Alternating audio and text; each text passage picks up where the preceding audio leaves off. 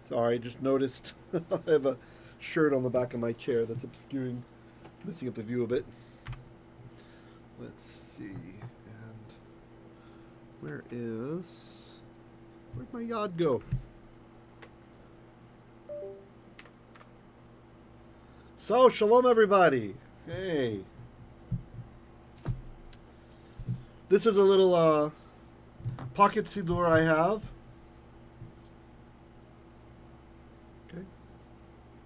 Exaltation of the Heart is what it's called. It's a Hebrew siddur. I have a handful of these for any of you over here in the Philippines who want, let me know. Quite inexpensive. It's all Hebrew though.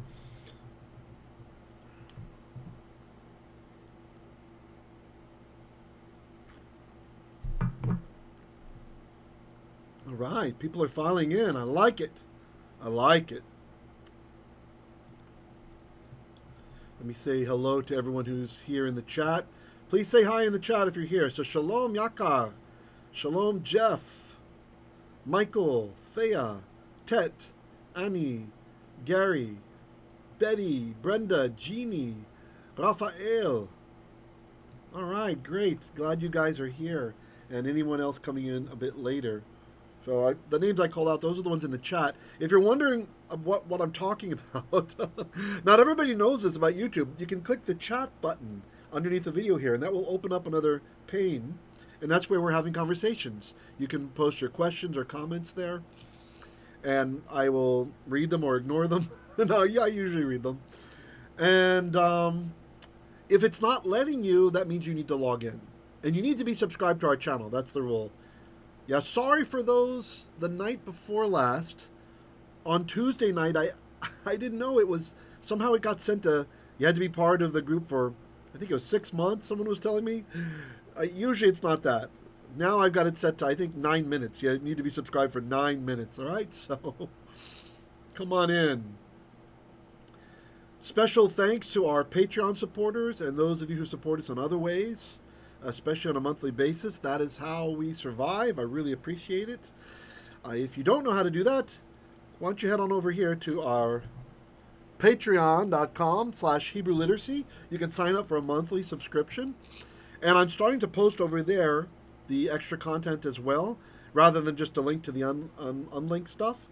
If you prefer to do PayPal, that's fine, or some other method. If you're in the Philippines, you can support our ministry by sending a text to Hebrew. That's Hebrew, not a text, but send the payment to Hebrew through Paymaya. Paymaya, that's just kind of interesting. So we are Hebrew in the Philippines. Hey, shalom, William. Shalom, Brenda. Oh, it was 6 months, right, Brenda? We really want to trust you. I'm not sure where 6 months came from. Yeah, bizarre. You know, YouTube does some weird stuff. Every once in a while, they change the stream key on me. They'll change it to a new key. And so there have been times I went to go live. I'm like, why is it not connecting? They changed the key that I used to connect, right? And then a few days later, they will change it back to the one that it was before. So it can't really be a security issue like changing the key, because they changed it back to what it used to be. How's that secure? I don't understand.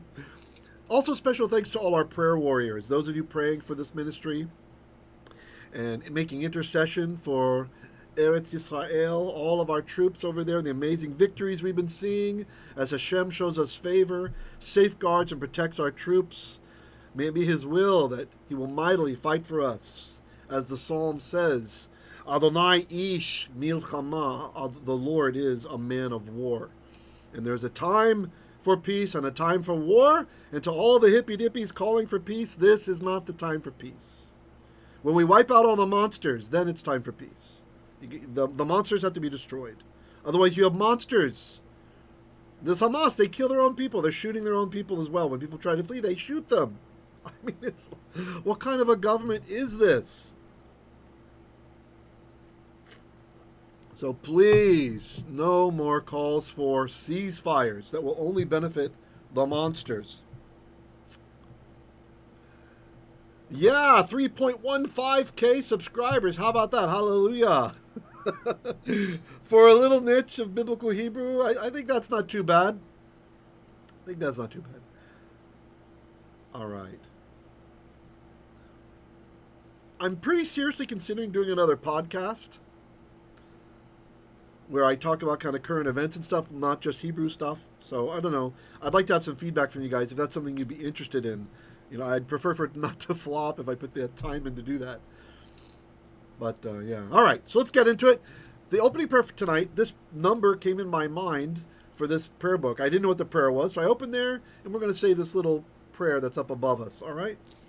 And I do believe it's the Ruach. I might just be crazy. I don't know. Maybe it's Holy Spirit. Maybe I'm just a little cuckoo. Either way, it usually ends up to be something that's fitting. I did scan through it. I think it looks pretty fitting, but it's nice prayer. So let's pray. Let's have a look. Yehi shalom בחילך, שלוה בארמנותיך. So this is about Jerusalem. Yehi, may there be shalom, peace, בחילך, on your ramparts, like the support for the walls. Shalva. Shalva is like, what do you say in English about this? It's you're not concerned about anything, like easygoing, like life is easygoing. You're not worried what you're going to eat. You're not concerned, oh my gosh, how are we going to pay rent this month? Raise your hand if you have those concerns. You're not worried about like how you're going to, we're okay right now, Baruch Hashem. Thank you for those of you who are giving. I'm just saying in general. If you don't know how you're going to, feed your kids, pay your bills, that's not shalva. Shalva is the opposite. Everything's okay. It doesn't mean like the person's wealthy. It doesn't mean like you're sitting on top of the world, but shalva. Shalva. So the Yehi has double force here. Here, Shalom B'chaylech, and also Yehi, Shalva. And it kind of, you hear how it sounds a little bit like the Shalom? Shalom, Shalva, and it would have been actually Shalwa. So actually, the first three letters were the same in biblical Hebrew. Shin, Lamed, and then the Waw. Shin, Lamed, and the Waw. So Shalwa. So Shalom and Shalwa Be'armenotaych, among your defensive walls, right? So no, the soldiers don't have to be worried about evil Hamas attacking to come do some wicked deeds. למען, for the sake of Achai, that's Achim of Yod, my brothers, ורעי, and my fellows or my friends. By the way, don't worry, we're not going to go too long. It's very short, very short. Okay, I just want to explain some. This is our opening prayer tonight. Since we're doing a psalm, I thought, why do a psalm for opening prayer? Adbra. I will indeed speak now. Shalom bach. Shalom among you. And it's personal. Bach, not bachem. Bach to you personally. Lema'an beit Adonai Eloheinu. For the sake of the house of Adonai our God. Avakesha tov lach. I will look for, I will seek out tov, goodness, good things. Lach, for you. It can also be rain. Tov sometimes means rain. Uv'rei vanim levanecha. And see, sons, levanecha, for your sons, or children for your children, that you may see your grandchildren, is what it's saying. Shalom al Yisrael. Shalom rav leohavei Torah Techa. I don't know. I think this sounds better in Ashkenaz. Sorasecha. Your Torah. Shalom Rav. May there is abundant peace. Le'ohavei Torah Techa, for those who love the Torah of Cha, your Torah. Ve'ein lamo, and there is not for them Mirchell, something to trip on. Adonai oz le'amo yitain Adonai yivarech et amo v'shalom. Adonai, strength to his people, yitain, he will give. It could also be Joseph, may he give. Yeah, it's probably better. May Adonai give strength to his people. Adonai yivarech, may Adonai bless et amo, his people, v'shalom, with the shalom, with the peace. That's not just any old shalom. It's be, in, or with, the shalom, with the peace. Okay? All right, so that's our opening prayer. Ken Yiratzon, may it be his will. And now we have to get into our wonderful psalm.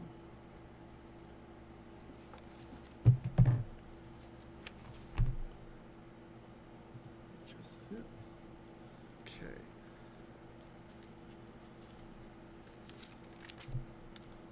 Hallelujah.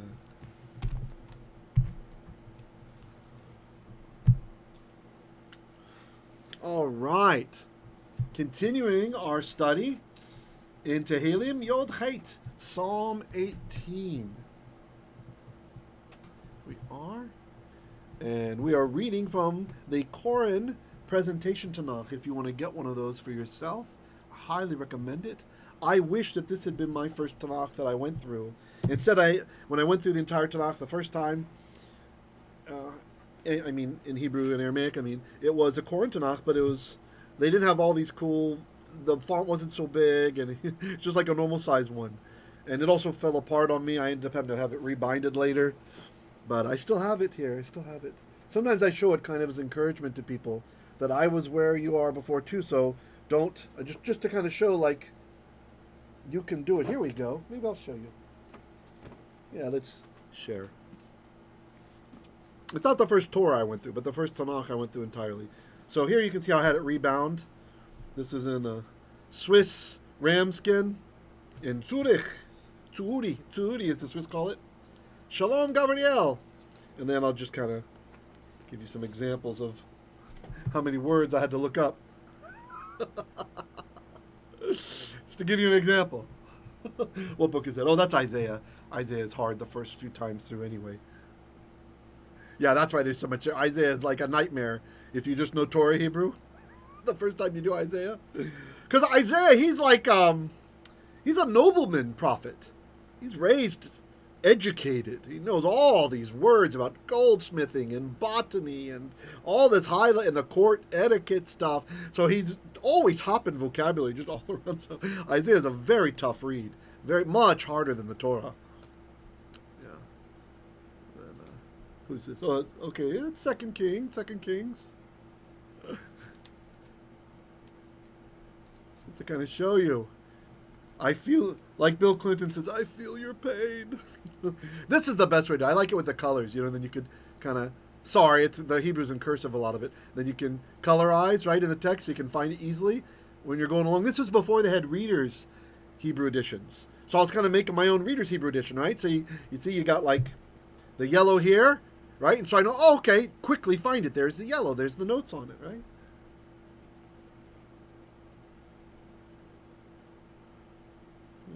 The whole Tanakh's marked up this way. This isn't, by the way, this isn't like, oh, look what I did. I'm just trying to encourage you to show you that I was right where you are also before. Okay? So it's totally doable to get through. Totally doable. I think I like to use a really sharp mechanical pencil. See? It's better with the colors. Okay, I just ran out of disk space. That's interesting. So this will just be streamed. This will all be saved streamed. I don't have it locally. All right, enough of that. But you could do that too. You could do that like in one of these presentation Tanakhs. What's nice about the presentation Tanakh, it's got so much space for notes. You don't have to be like myopic like I'm writing it so small and stuff. Of course, that's a few decades ago, so it's my eyes were better then. I'm not sure about if I'd be reading it. I don't use that one really anymore, except I like to have it around, like good feelings. It's like an old friend, you know. The only problem with the presentation one is if you're carrying it around. I mean, this guy's, just to kind of give you an idea, look. Let's compare. Okay, see? So there's similar thickness, but look at that size difference. right? I mean, this one's bigger than my head, right? So just to kind of give you an idea, depending on your eyesight, I still wish I'd done this. This would have been, I actually guess it doesn't matter. I don't like seeing all those those notes now anyway. It kind of makes it sloppy, but there's a timer that's useful. The first few times you go through, you have your custom notes, and then it's like what you've done. Oh, I keep getting these low disk space warnings. Give me just a second here, guys. You have these custom notes, and then you can, the next time through, it's like you're preparing yourself. The first time you go through the whole Tanakh in Hebrew and Aramaic, the first time you go through, you're preparing yourself for the next time through, if you do the notes like I'm saying, right?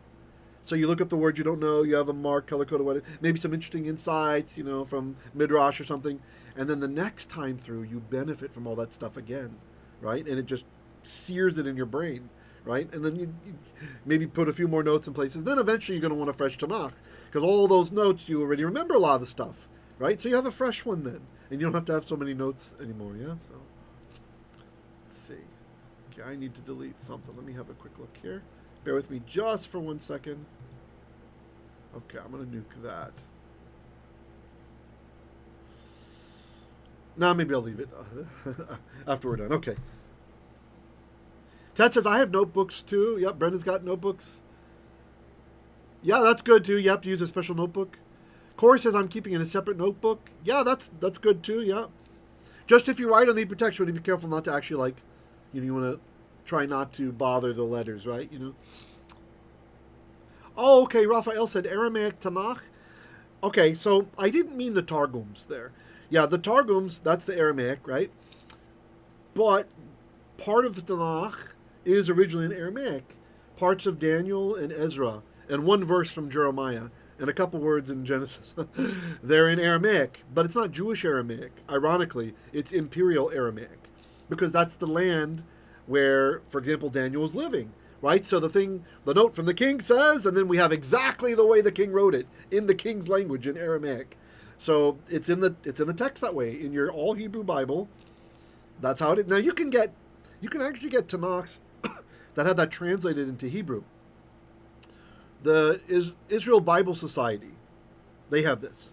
And by the way, if you're interested, many years ago when I was there, I went to them and I kind of pitched an idea for an audio Hebrew Bible.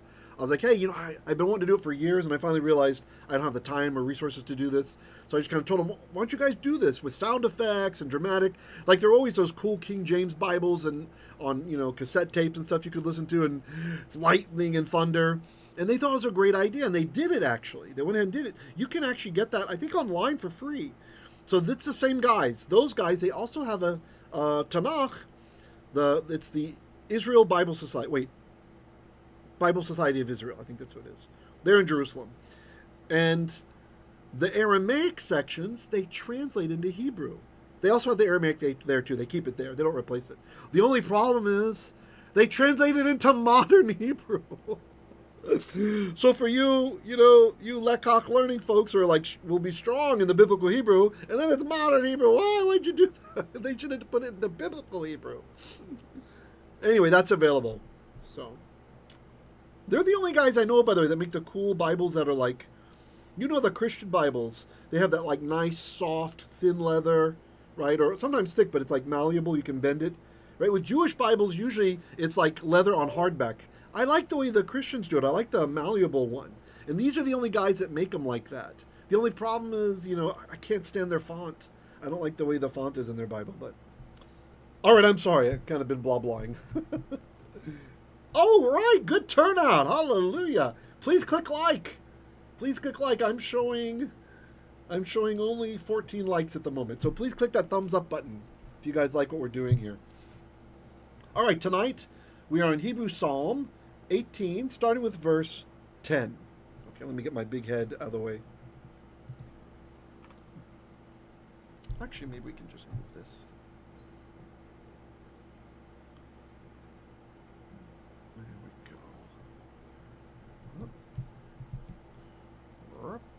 All right. Verse 10. Vayet shamayim vayerad. Yeah, right, Tet? Yeah, it's half of the people click like. Show me some love here, come on. Vayet. So, yet is like, it's from nata. It's a doubly weak verb. It's really hard to recognize what's happening here. So, that means doubly weak, we have three root letters in a verb. If it's doubly weak, that means two of them are weak. Two are going to disappear. And in this case, I just set myself up to show you the bird, so I better be careful. Here, let's change it. Okay. You got three. Okay. So the first one is a noon. The verb is nata. The noon has disappeared, as often does with a noon. The last one is a hey. It's a lamed hey verb. So it's a pei noon verb and a lamed hey verb. When the verb ends in hey, the hey goes away. By the way, it's not my middle finger. Please don't be offended. Okay, it's the one next to it. So we're left only with the tet. That's the only one that's left. So kind of interesting there. So this is like to bend or to pull, to stretch. Okay, so yet means he will stretch. Vayet means he stretched. Oh, okay, hold on. We got some comments. Trisha says, that is weird. My like shows 35K. 35,000 likes? Ken Yiratzon. I'm looking forward to that. I show 17 by me. Maybe the K was by accident. Yeah, we lost a couple of the concurrent viewers too on my end. And then Jeannie says, Rabbi, I'm very confused. I'm new at this. Is there a difference between the Torah and the Tanakh in how it is written? Okay. So the reason we call it Tanakh is because it's an acronym, right? It's Torah and the Nevi'im and the Chetuvim, right? The Torah, the law, and the prophets and the writings. All right. Now, the Tanakh, the Hebrew Bible, is written over a long period, right? With many prophets. This is why, like, I'm generally not impressed when you show me something like the Quran in Arabic, written over a period of a few decades, by one dude. It's like, as far as divine inspiration goes, even if we did have something prophetical in there, when actually you're talking about the prophet who never prophesied.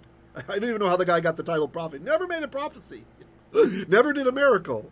In fact, the Quran says, because previous people didn't believe on miracles, I will send you no miracles. Right? They're asking for a miracle. Prove to us that you're a prophet. Show us a miracle. No miracle will come because previous generations didn't believe on miracles. So you got a guy who's a prophet who never prophesies and never does miracles. So it's just good. Anyway, but the Hebrew Bible, numerous prophets coming throughout the ages over a period of 1,000 years. 1,000 years, our text is written, right? So that's not even if you're talking to the the apocryphal writings. There's also great stuff there, and like in Yeshua ben Sirach, known as Sirach, right? Lots of good stuff. So when I talk about like Elijah, Yeshayahu, Isaiah being difficult, if you just know Torah Hebrew, what I mean is it's written much later. So there's some slight grammatical differences. It's what we call, so Torah is in SBH, Standard Biblical Hebrew, but Isaiah is in what we call LBH, Late Biblical Hebrew, right? So it's developed some. And then on top of that, every writer is different. Even in the Torah, it's all Moshe, right? But you have some subjects that are for the priests, and so vocabulary sometimes functions different over there in Leviticus. A word that usually means to give now means to offer, right? Things like this. So it's kind of amazing. When you're in the Hebrew, you'll start to see that different people speak different ways when it's quoting a biblical character, even in Genesis. Like Rivka talks kind of strangely, which makes sense because Hebrew's not her native language. So she says things kind of weirdly. And the other characters speak differently, and it comes out when you're reading the text. Because the Bible is accurate. It's recording things the way people said them. So even if you're within the same dialect of biblical Hebrew, in the same time period, you still have different people speaking differently. Some of them are from different regions, and some of them didn't speak so well, or some of them were from lofty, educated noblemen's backgrounds, and some of them were just like from a dirt poor background, like just without parents that could barely feed them, right? So the prophets are from all different kinds of backgrounds, different tribes. Each tribe had their own way of speaking, right? Mostly this survives to us as what we call Juhadite, and northern kingdom, right? So that like the Israelite and the Judean dialects of biblical Hebrew, right? So you get that, and then you have, as time goes on, the language develops and develops and develops. I mean, can you imagine English from 1,000 years ago? Have you ever tried reading that? It sounds like German. English speakers don't usually understand that. So Hebrew doesn't change that much in the time period as English did, Baruch Hashem. Much less.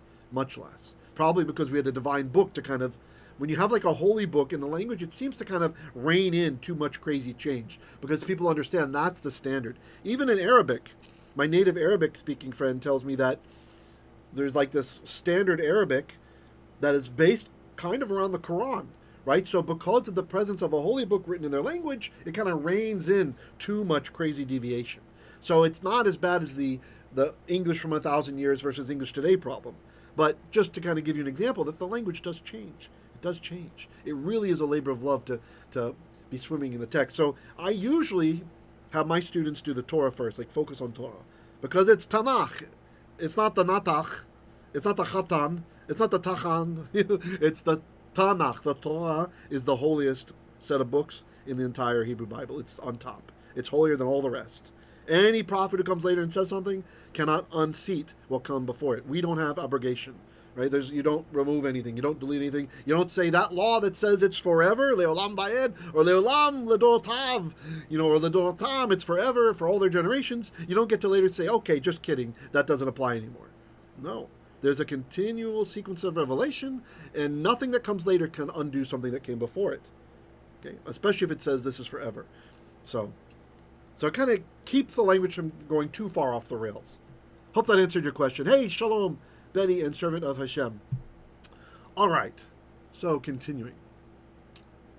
Vayet, so he spread out. What did he spread out? Shamayim, heavens. Shalom, Frank. No problem. Good to see you, Achi. Frank in Thailand is here. Vayerad, and he descended. Yarad is to go down. Oh, if you're a Russian speaker, there's a nice way to remember this. In Russian, ya, I, rad, is like happy. Yarad, I'm happy. So you could be happy that you live in the skyscraper and you're finally coming down to go shopping or something or to see the people. Yarad, that yarad. Oh, I'm glad he's coming down. Hey, shalom. Shalom gam lecha, achi. Ah, yofi. Ata kohen. All right. So, verse 10, Vayet Shemayim, the heavens, he spread out the heavens, Vayerad, and he descends, or he will descend, or he descended, Va'arafel, and an arafel, a storm cloud. We know that this is storm cloud because in Ugaritic it's garafel, the gayan. They have a letter that's like ayin, it's called a gayan, gra. It's like a g in the back of your throat. And so, we know that this is really about a storm cloud. It implies gloomy darkness. Tachat, underneath, raglaiv. So this is from the word regel, which means foot, and raglaim are feet. Drop them in. Ragle, feet of vav, feet of him. The vav at the end is him. Okay, that's said there. Okay.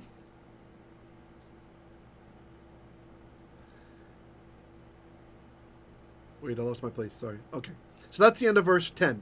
Vayet Shemayim vayerad va'arafel tachat raglaiv. He spreads out the heavens, or he spread out the heavens, and he descended. And this vav is probably not and. It's probably a vav emphaticum, like exclamation point. A storm cloud underneath his feet. Right? Like with a storm cloud underneath his feet. Ah, don't fall. These document cameras, they never put enough weight on the bottom of them, so it always wants to fall when I get close.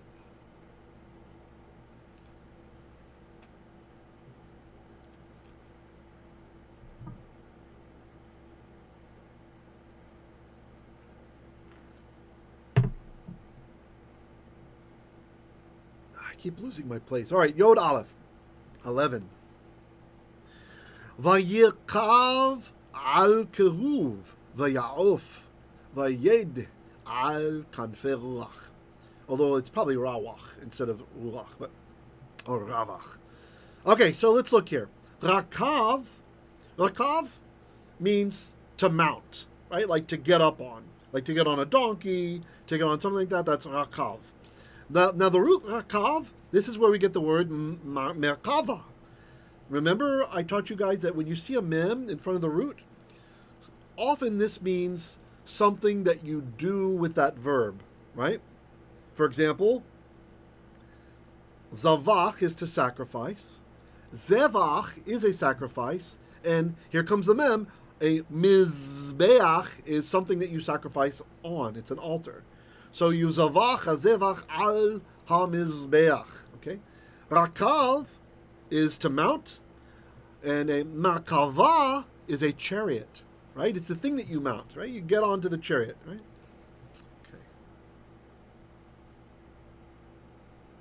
Yirkav means he will mount or he is mounting. And Vayirkav, the Vav changes the aspect. It means, and he mounted. Jeff says, I'm still trying to work out the doubling of certain letters. I understand the strong dagesh, but what is the other rule? Okay, sure, that's a good question. So, let's look at this one. Here's one in the previous verse. I bet this is what made you wonder, right? Here? Either this one or this one. Okay. So let's look at this tav. Look, one tav has a dagesh and one doesn't. Right? So in Israeli pronunciation, in Sephardi pronunciation, both tavs sound the same. Tachat. Right? But in Ashkenaz, we distinguish. There's a distinction. Tachas. They're both the same letter, but they sound differently based on whether there's a dagesh, the dot in there or not. And in ancient Hebrew, it would be tachath. Right? This would be a th, tachath. So, what's happening here? So the strong dagesh, as Jeff indicated, tells us the letter is doubled. Okay? That's if you have a strong dagesh. Usually this happens when there's assimilation, like a letter gets slurped up. Like in the example I like to share from English, illegal. This is from Old English. In, from Latin, meaning not, plus legal. And then you'd say illegal. But then people don't like to sandwich the N. Same with Hebrew. We don't like to sandwich the noon. So the noon in Hebrew will assimilate, and in English the N assimilates. What that means is it disappears, and it doubles the next letter to compensate. That is why there are two L's in illegal. Historically, it was in legal, not legal. It became illegal. And I thank you to Rabbi Jacob, my bar mitzvah rabbi. He taught me this. It stuck with me today. It's a nice example. So there's that. Yep. That's a case of a dagesh forte. There's a doubling, right? So, for example, nafal is to fall. He is falling, or he will fall. In ancient Hebrew, would have been yin pol, but by the time we get to biblical Hebrew, it's yipol. The noon has assimilated, and there's a strong dagesh. There's a dot in the pei, telling us there are now two peis. Just like two L's in illegal, two peis now from nafal. The noon went inside. Okay, just like the N goes inside the L in illegal to illegal. The other type of dagesh is what's called a weak dagesh, and its only purpose is for pronunciation. The Masoretes added these just so you knew how to pronounce the letter. Historically, there were 6 letters in Hebrew that could be pronounced 2 different ways, depending on how. The reason for this is because the scripts that we used. Using the Phoenician script first, and then later the Aramaic script in the Bible. People call the Phoenician Paleo-Hebrew. It's just Phoenician. Using their alphabet, and then later using the Aramaic alphabet, did not represent all of the sounds uniquely, all of the consonants uniquely that we made. So instead, sounds that were similar were written by the same letter. So for the Filipinos here, this will make a lot of sense. Like Philippines or Pinoy, right? Filipino or Pinoy. The F and the P are kind of interchangeable in a lot of languages. Even in English, the way that we show it's a F sound is we put an H after it, right? Philippines. The H is there. It tells you the P is an F sound. The way Hebrew does it is it puts a dot in there to tell you if it should be a peh. If there's no dot, then it's softer. Fe. Pretty much the same letter, same sound. That is what we call one of the Begad Kefat letters. The 6 letters whose sound historically changed if you put that dot in there or not. When it's a weak dagesh, it's not really doubling it. There's just one letter there. It's just we're pronouncing it slightly differently. Okay? So this one here, this is a weak dagesh in the tav. That's why I said in Ashkenaz it would be tachas, right? Where there's a dot in there, for the German Jews, that's a t, right? The European Jews, that's a t. When you remove it, it's an s. Even though we don't do that now in this class, we're, for the sake of Kalal Yisrael, we're pretty close to Israeli pronunciation. Although I call out the ions and a couple other things, so it's easier for students who are audible learners. All right. This is one of the Begad Kifat letters. That's the mnemonic. Begad Kifat. Be. That's the bait. Without a dagesh, v, with the dagesh, b. G is the gimel. This one we don't change anymore, but it used to change. It used to be a g or a g, like a gh versus a g. D, dalet. Dalet doesn't change anymore. But with the dot, it used to be d, and without, it was a th, like a vocalized th, th, or in some dialects, it was dh, like d, like a soft d, like a dis mякis nakim, you see, ruski gavritya. And then we have the Begad Kifat, the kaf, this still changes. With the dagesh, k, like a k, without kh, ch, all right, like halach, to walk. Begad Kifat, the pei, with dagesh, p, without f. And then finally the tav, no longer changes, but it used to. It used to be a ta, a t sound, and without it was a th, th. So tachaf is how you would have said this word in ancient Hebrew pronunciation. Although there were different dialects even back then. As you can see, right, like, say Shibboleth. You know, the guys are coming across from one tribe across the river, say Shibboleth, and those guys say Sibboleth, off with his head, right? So even you had different pronunciations back then. There is no one standard ancient Hebrew, which is kind of funny to me when people are like, oh, you Ashkenaz Jews, yeah, you Sephardim, it's so different, yeah, it's obviously not original. Come now. What was the ancient pronunciation? There were different pronunciations depending on tribe, even back then. Jeff says, hey, Shalom, Vicky. Jeff says, so would there be a non-strong dagesh letter more often than the second one that is doubled? Yeah, I think the Begad Kifat, the weak dagesh we call it, or dagesh lene in modern grammars. The weak dagesh is very common, very common. It's all over the place.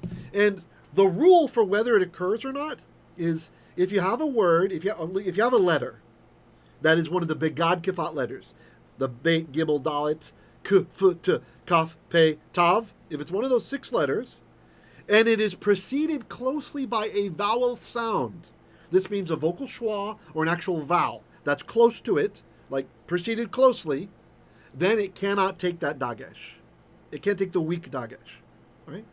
If there is just a consonant in front of it, like say a consonant with a silent schwa, right, or nothing in front of it, and it's not too close to the word in front of it, ending with a vowel. So if there's not a vowel sound closely in front of it, it automatically will get that weak dagesh. That's the rule.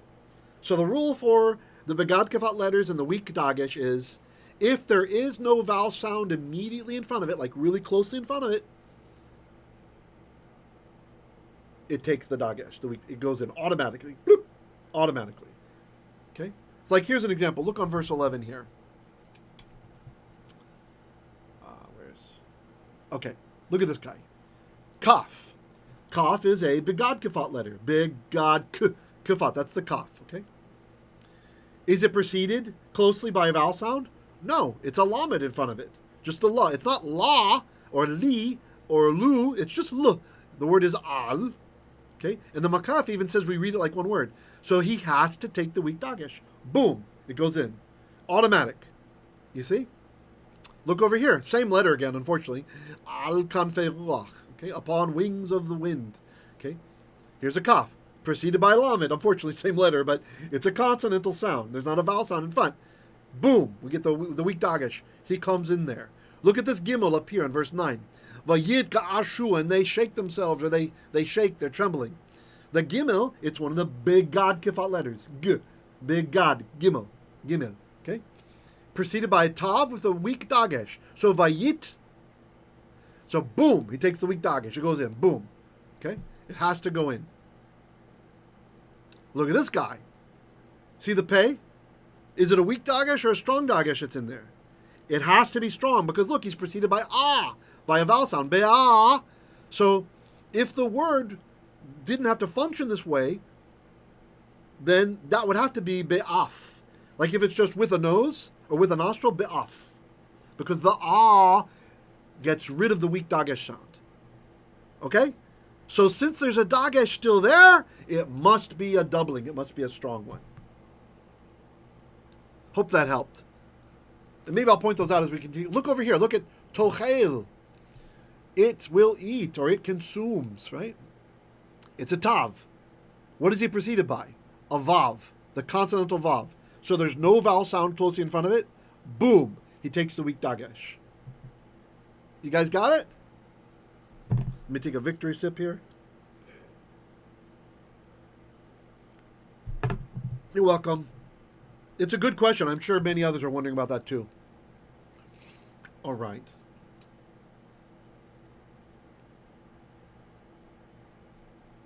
Vayirkav. So then he mounted upon cherub, a cherub. He mounted a cherub. Vaya'of. This is from the verb earth. Ayin, shurik, which is a vav, fe, which is to fly. Fly. This is where we get the word for winged creatures. Ya'of means he will fly, or he is flying, or could focus on the process that he was flying for a long time. The vav changes that. Vaya'of, and he flew. Vayed. This is an interesting word. Yed. So it's actually from da'a. Dalit. Well, there's some say da'a and some say da'i. Dalit aleph yod or dalit aleph hey. In Ugaritic, they have this word dalit aleph yod, and it means to soar, to soar. I know that, like, if you're looking at the Art Scroll Psalms, I know Reuben got one of these recently. It'll say to dart, to dart. This is leaning on the Aramaic cognate for it instead. But in Ugaritic, which is the closest language to biblical Hebrew, this means to soar. So he flew, vayed, and he soared. Al upon kanfei ruach. This was one of your early Hebrew words of the day. It might be the first one. Kanaf. So kanafim are wings, or actually kanafayim usually, because they occur in plurals, in duals. Drop the mem. Wings of ruach, of the wind.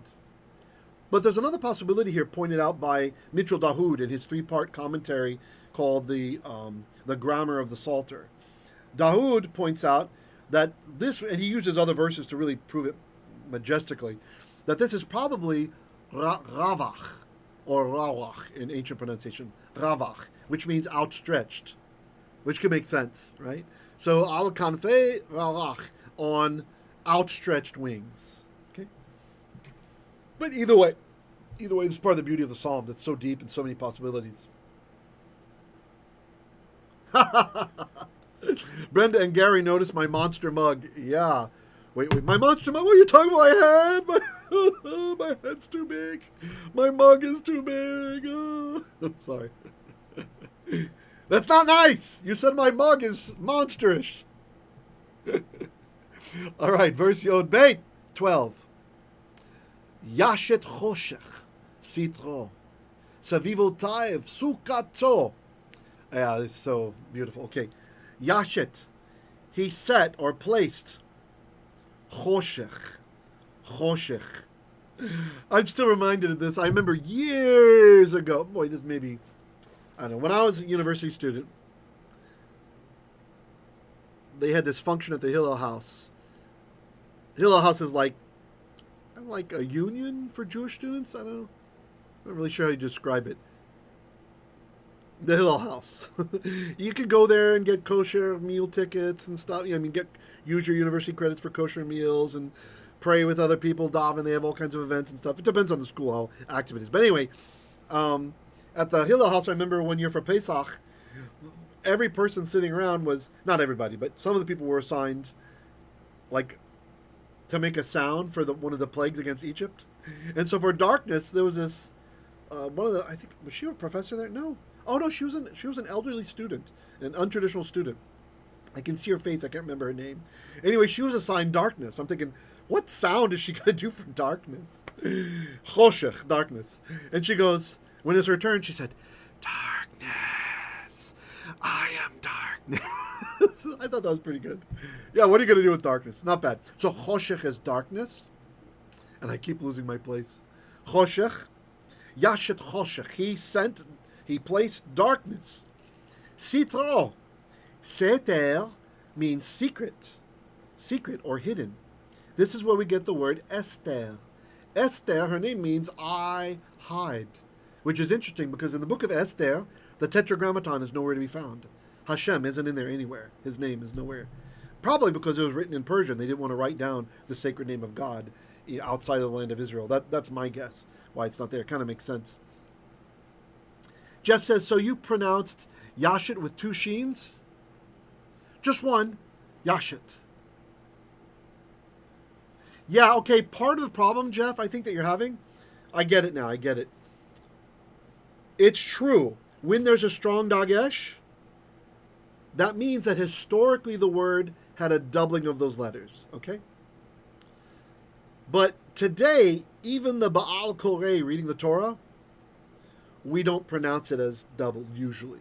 Unless there's a schwa, then you notice. If there's a schwa under the doubled letter, then you'll notice, because you get one finishing the syllable, one beginning. But very often you will not hear those letters doubled when there's the strong dagesh in there. Yeah, so it's kind of like the illegal example I gave, right? Who walks around saying it was originally illegal, became illegal, right? But who walks around saying illegal? Nobody says both L's. Illegal, illegal, usually is how we do it. Even though it should be ill, and then legal, right? Yeah, that's a good question. I hadn't thought about that, how people might perceive that. Thanks for asking. Yes, Ted, very good. In Bereshit 1 verse 2, choshech is the same word. And by the way, we will go longer tonight. I know it's 46 minutes, but usually on Psalms we like to go a bit longer. We like to go an hour. Hey, welcome back. Haven't seen you in a while. Hebrew Mentor says you can see it doubled in an English transliteration. Good point, right? And if you have any of the if you're looking at a scholarly work like a paper in Hebrew Journal or Northwest Semitic Journal, one of these other journals, they will, when it's doubled, he's exactly right, they will write the letter twice. Right? They're not going to do a dagesh in English letters, right? Although I've done that before with illegal. Put a dagesh in the capital L to kind of make the point. Yeah, excellent point. Okay. Sitro, his hiding place, his secret place. Savivotiv. Saviv, this was one of your Hebrew words of the day. Saviv, remember I had the dreidel that's animated spinning? Saviv is around. Right? That's where we get the word svivon, which is a top, or a dreidel in Yiddish, in English. In Hebrew is svivon. It's something that's savivs, right? Saviv is to go around. The verb savav is to go around or to turn around. Savivotiv, the ah becomes a eh because we move the accent later. So saviv becomes sevivot. That's all around him, all around him. Sukkato, the sukkah of him, his sukkah. Cheshchat mayim. So cheshchat, the psalmist is just playing off the first word here, choshech, right? He's playing off choshech. And there's something I forgot to mention that was kind of cool. It's fine, we'll leave it. Choshech, and here's cheshchat. Same word, just this is a final kaf. And here's so cheshchat, darkness or extreme darkness of mayim, of the water, of the deep. Like it's what you see deep in deep ocean waters. It just looks black, right? So deep. The light doesn't have anything to reflect off once it gets down in there, right? Avei shechakim. So this is an av, which is another kind of cloud. This is a lower cloud, usually lower cloud. And shechakim, this is like dust, like clouds of dust. This can also mean cloud. It can also mean like a dust cloud, something like that. You know, a cloud from a sandstorm, that kind of stuff. So we've got three words for cloud: afel, av, and shechak applied here. Yeah, please remember to do the thumbs up. Really appreciate it.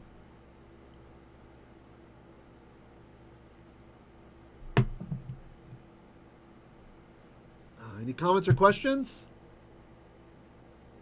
Yeah, that's a good point. Yeah, Hebrew Mentor says, or if you read Hebrew very slowly, right, then maybe you take the time to pronounce both of the letters. True.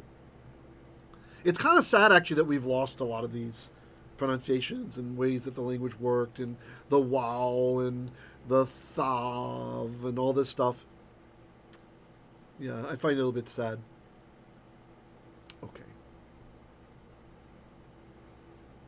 Maybe one more verse and we'll be done. Verse Yod Gimel 13. I was just looking to see how far did I say we'd go. And I just wrote 1810 dash. I didn't say how far, so maybe 13 will be okay. Okay, I'll just do like this. Minoga. Minoga. Negdo. Aviv. I'm trying to reach over there. Averu. Minoga. From his shining, or from its shining, its brilliance. Negdo. Neged means across from. Like when Yitzchak is praying for Rivka, he sat across from her and made an Atrah, made a very strong prayer that she'd have children. O is him, right? So Neged, O becomes Negdo. So across from and facing him, Aviv, his clouds. Averu, they cross over. Avar is to cross over. U is they. Averu, they crossed over. Barad. Barad. Brenda says, I wonder how Messiah will pronounce everything when he returns. He'll do biblical Hebrew pronunciation for sure. Barad is hail, like the stuff that comes from the sky. Very interesting, in Islamic teaching, there's a Sahih Hadith. That means authentic Hadith. That means they must believe it's true. The Sunni Muslims have to believe it's true, right? And it says where hail comes from. And it tells us that there are mountains in the sky above the clouds, and Allah hammers those mountains, and that's where hail comes from. They're like flying around. That's actual. It's a scientific miracle, I suppose. That's anyway. And they have the same word in Arabic, barad. It's the same as barad for hail, right? So anyway, so barad, hail, the gachalei esh. So up here we had gechalim in verse 10. Gechalim are fiery coals, or you know when a coal is red hot, right? That's what it is. And gachalei, so it's gechalim, coals, drop the mem. The gachalei, coals of Aish, of fire. Like there's a famous website out there, aish.com, right?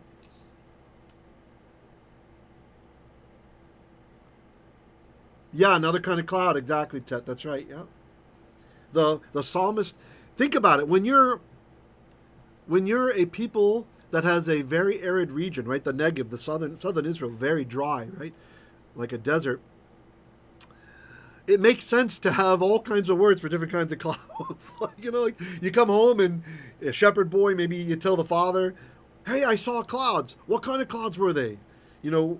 Was it the cloud you saw? Was it just shechak?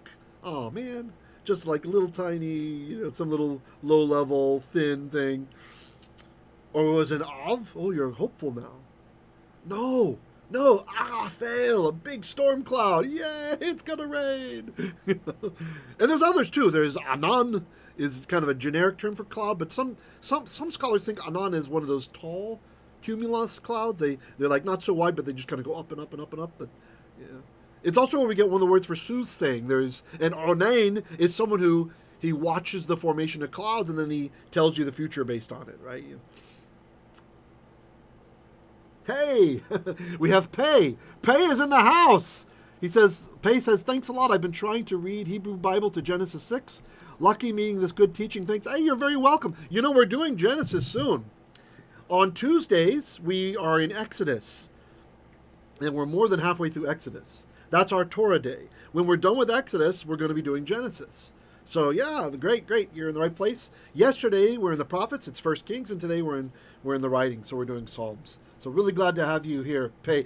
Some of my teachings in the triennial cycle, they'll say, this teaching is brought to you by the letter Vav or whatever.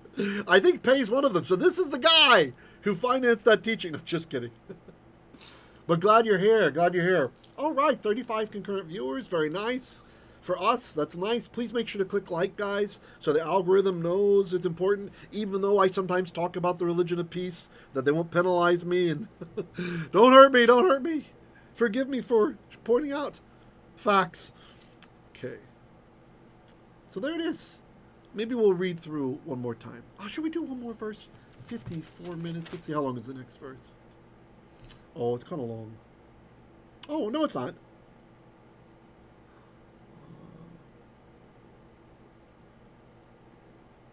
Nah, maybe not. Maybe not. Yeah, I don't want to go too long. I want to respect you guys, your time. Yeah, join us, Pei. Ted, could you put up the just the Hebrew literacy link, please, for the Hebrew literacy chat? In case Pei wants to join us over there. If you have any kind of Hebrew questions, many of the students answer each other's questions, and then I answer some of the questions. We share. You know, we have a yearly reading of the Nach in Hebrew. Although this next year I'm going to change that and make that stretched out more. I think it's too fast paced for a lot of people. Yeah, maybe make it a 2-year or 2.5 year sort of thing. Yeah, I know, Ted. Where's the love? Nobody's liking? I'm seeing 28 likes now. From 35, it was concurrent viewers. 63 views so far and 28 likes, so a little less than half. I guess that's okay for YouTube, but... First you talked about my mug, and now... Jeannie says, what I find strange is the idea of hell of Muslims. That's why I mentioned earlier that it sounds strange. Oh, yeah. It's all... I don't know, I'm like... Years ago I read that text. I read their main text. Not all the hadiths. There's like thousands of hadith. And then over the past several years, I've been interested in studying and learning and listening to debates and stuff. I'm actually, in my spare time, which is like not much spare time, learning classical Arabic because I want to win them. That's the only way for peace in the Middle East is to win them to the God of Israel, win them away from the Satan that they worship, win them away from the moon god, worshiping the moon god. You know, we got to get them away from that.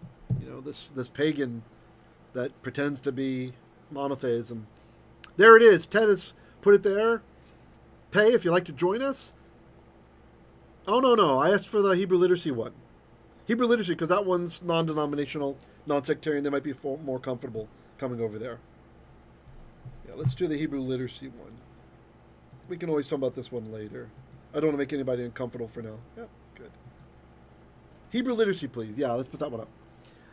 Okay, you guys have any comments or questions? We're at 57 minutes, a few more minutes. I'm happy to... thank you, Brenda. Love you guys, too.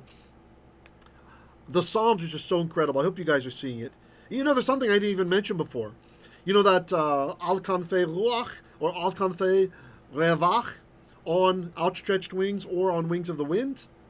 It's interesting because this actually is what we call the cherub al-kanfei ruach is what Mirchell Duhud identifies as a stereotyped expression. And the psalmists, what they do is they'll take expressions that you're used to hearing or that you expect, when you see cherub, you expect it to be with outstretched wings, right? Or with wings soaring, right? Or wings of the wind, depending how you like to point that. And so what they'll do in the poetry, they'll take an expression. One of the more common ones is Adonai Elohim, right? So you take Adonai Elohim, and then you break those apart. The psalmist will break them apart. And he'll put them in different places in the verse. And that makes everything in between like sandwich, stronger, more cohesive connection. Because your mind, you see the words that you expect to see together, like cherub al kanfei ruach, a cherub on wings of the wind, or a cherub on outstretched wings. And then you remove the cherub, and that's what we saw actually in verse 11. Cherub was actually removed. Look, al cherub, okay, there it is. But then we have vaya'ol fayideh, and he flies and soars. And then we get the rest of the phrase, al kanfei ruach. So that's a stereotyped expression that's been broken up. And so this is one of the many poetic, stylistic tricks that the genius poets of the Psalms use. Betty says, can coals be embers? Yes, absolutely. Embers is fine for that too. Yeah, absolutely. Yeah, nice. Yeah, come on over, Pei. Great. Pei's going to join. There it is. Tet put it for you. She put it over there in the chat. t.me/Hebrew literacy. So if you use the Telegram app on Windows, iOS, Mac, or Android, you can join us over there. We've got about 149 people right now, I think. And everyone's studying Biblical Hebrew. Doesn't matter your denomination or sect, Jew or Gentile, whatever denomination, Christian or Mormon, we're focusing on Biblical Hebrew over there. Trying to make, because I believe if you study the biblical Hebrew and you understand, you will come to the truth, absolutely. You'll come to our way. If you just know the Holy Tongue, no one will be able to deceive you. And I've seen this over the years with like work buddies that I would just teach the Hebrew to, and then they get interested in, all the Torah and all the other stuff, right? You can't help it. Once you know Lashon HaKodesh, the Holy Tongue, Hashem, it's much easier for him to speak to you through Ruach HaKodesh, I believe, the Holy Spirit. Okay, you guys have a great rest of the day. We're exactly at the 1 hour mark. If you'd like to support us, please consider joining us over at patreon.com. You can join for free over there and still get my messages and stuff. But if you sign up for the monthly plan at tier 2 or higher, then there's other videos that I've made that you'll have access to, and you'll be supporting this ministry. We do survive on tithes and gifts, so it's much appreciated. And again, a special thanks to the fellow you know who you are, who gave us this document camera when our other one broke, and the guy who gave the other one too. So we're able to do it this way. All right, love you all. You guys have a great rest of the day. Shalom, shalom.